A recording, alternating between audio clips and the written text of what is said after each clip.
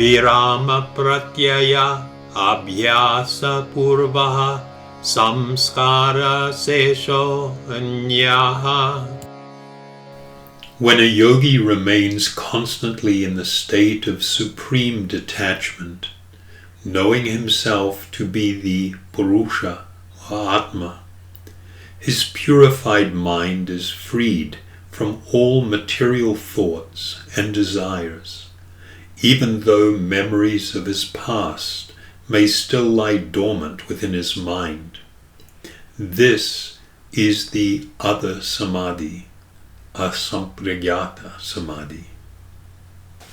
So in the last verse, Patanjali was speaking about what I will refer to as almost a mechanical process, or certain steps that one can take to attain the position of what's called sampragyata samadhi. Now he is speaking about a different kind of condition, which he simply refers to as the other samadhi. He doesn't actually use the term asampragyata, but that is implied. And this asampragyata samadhi is considered the fully transcendental position. When we look at the word sampragyata, this sama means something like sameness. The word pra, the portion of the word pra, puts a stress on the word that will follow it, and so it means something like very or great. Gya is the root of jnana, which is knowledge or wisdom. So pragyata means, or pragya rather, means great transcendental wisdom or great transcendental knowledge. And then the ta added on the end. Literally, it's like adding ness to a word. So it's kind of like fixed in great wisdomness is what sampragyata means. Sampragyata samadhi, the previous one that we spoke of, the condition, is actually dependent upon a support. Well, this is called alambana. So it's because in the meditations you're using material nature as a support in the meditations. You're meditating upon the distinction between spirit and matter, with a view to trying to have a deeper understanding of the nature of that which is spiritual. Asampragyata samadhi is without any sort of support. It is a full and spontaneous absorption in transcendence.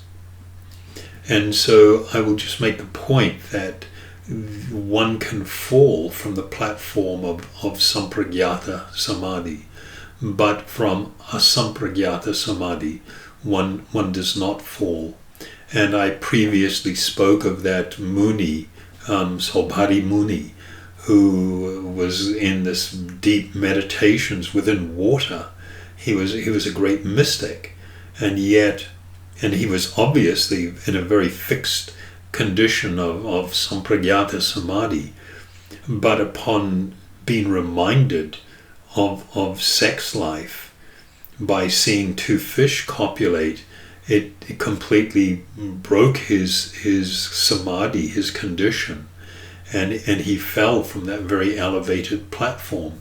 So you'll see in the Vedas there are a huge number of stories that relate to somebody not being utterly successful and falling from that position, that condition.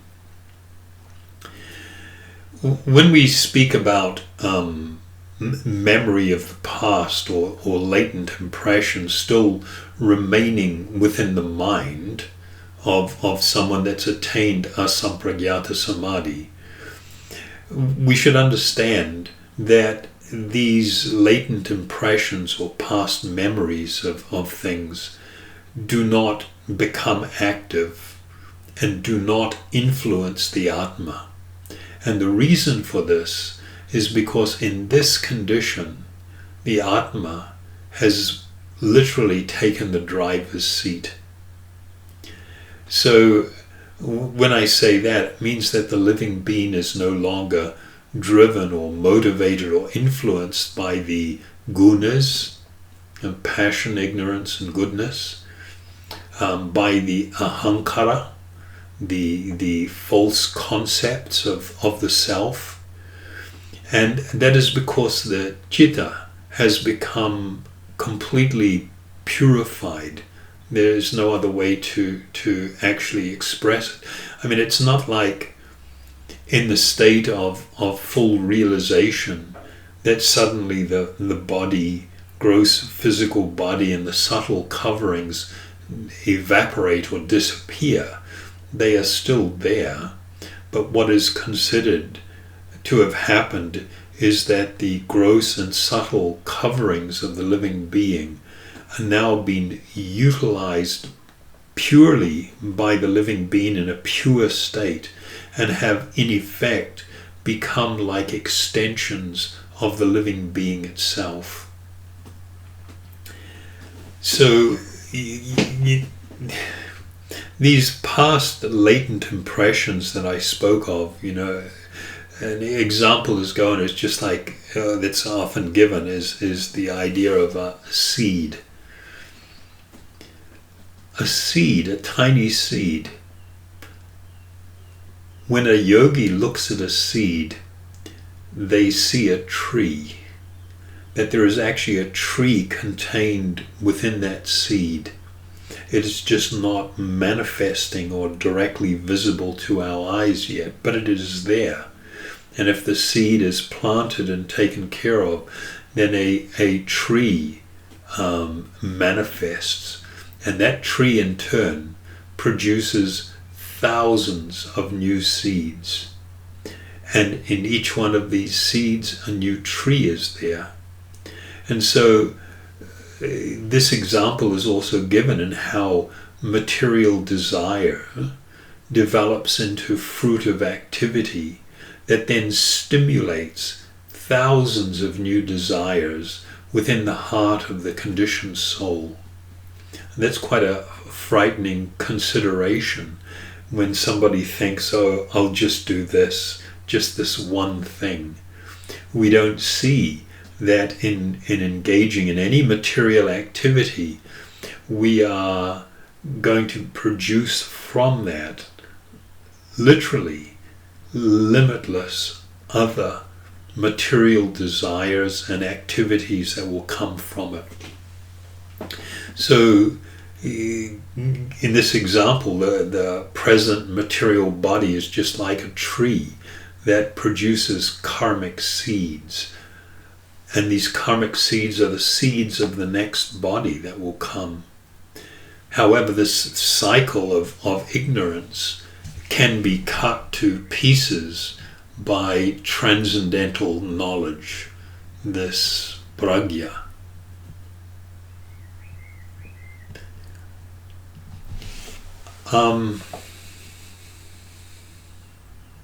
In a state of liberation, in a state of enlightenment, as I stated, the material body and the mind, they don't just fall away. What has been happening up to that point is that the living being is like a person sitting within a vehicle and being forced to follow wherever that vehicle is going to go, and to see out the window the things that will be brought into contact with and become absorbed in so many experiences. At the point of actual self-realization, the body and mind and the ahankara and the buddhi are not operating, as it were, independently. In one of the coming sutras, in the third pada, Patanjali will speak about how the mind, because of its proximity to the Atma, appears to take upon itself an independent existence. It's like it thinks for itself, it does so many things, it's active, and the living being is subjected to the influence of that mind. But in the state of liberation, the mind has now become simply a tool to be used by the Atma in their embodied state. The previous example that I gave of the Avadhuta condition with the story of the Avanti Brahmana, and the other story which I didn't go into any detail about, Jada Bharat, are examples of how somebody in a liberated state who chooses to utterly neglect their body and that which is external, and to pay no attention to it, are examples of how somebody can live in a fully transcendental state and not be influenced at all by the body or the mind. So this also reminds me of a verse from the Bhagavad Gita, which we've used before, or there are actually 3 verses here, 4, which really describes this condition. In the stage of perfection called trance or samadhi, one's mind is completely restrained from material mental activities by the practice of yoga. This perfection is characterized by one's ability to see the self by the pure mind and to relish and rejoice in the self. In that joyous state, one is situated in boundless, transcendental happiness, realized through transcendental senses. Established thus, one never departs from the truth, and upon gaining this he thinks there is no greater gain. Being situated in such a position, one is never shaken, even in the midst of the greatest difficulty. This indeed is actual freedom from all miseries arising from material contact.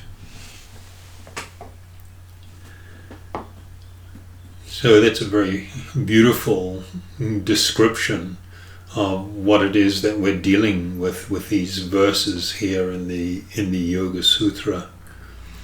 In the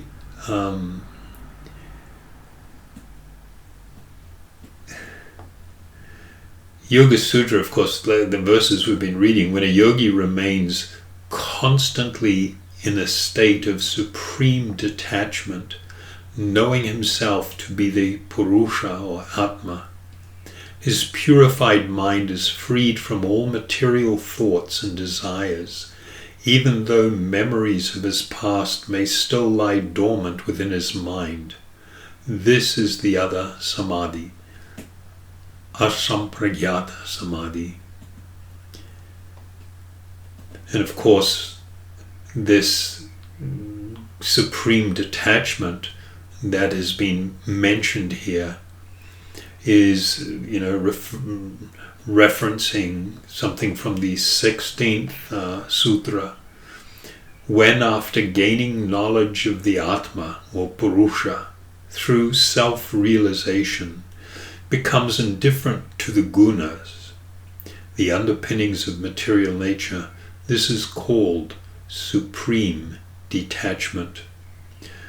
So in this first pada, and I'd just like to remind people that this is not literally a manual for somebody to take and read and then follow along.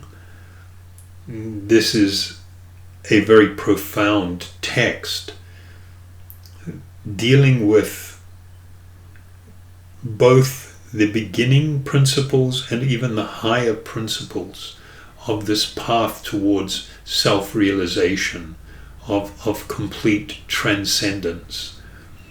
And the verses as they are being presented are like bullet points and a teaching outline. And it does become necessary to have appropriate guidance and to develop an appropriate practice to come to experience the reality of all the things that are being presented here. Thank you.